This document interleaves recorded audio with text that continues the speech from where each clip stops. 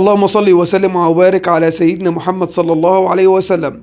النهارده معانا 3 اخبار مهمين عن النادي الاهلي باذن الله. بس قبل ما نتكلم ونقول 3 اخبار، عايزك لو مش مشترك في القناه اشترك في القناه وفعل الجرس ليوصل لك كل جديد. اول خبر معانا حقيقه تعاقد نادي الاهلي مع مصطفى محمد. هو الاهلي ما تعاقدش مع مصطفى محمد، بل هو فاوض مصطفى محمد. لحد الان الاهلي بتفاوض معاه.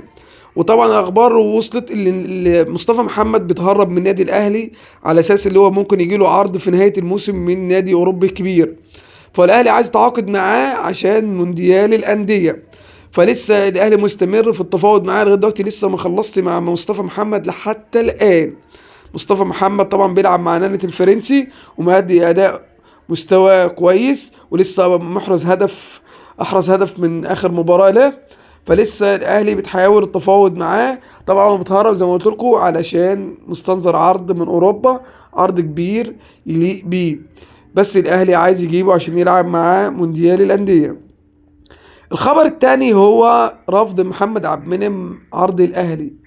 هو مش رافض عرض الاهلي بالمعنى. هو محمد عبد المنعم عايز يستمر مع فريق نيس الفرنسي، عايز يكمل مسيرته الاحترافيه في اوروبا. بيحاول ربما برضه يجيله عرض او يروح اعاره لفريق تاني. فمش عايز يرجع لمصر حاليا دلوقتي عشان ما يحسش اللي هو ما عملش انجاز او رجع بسهوله من اوروبا.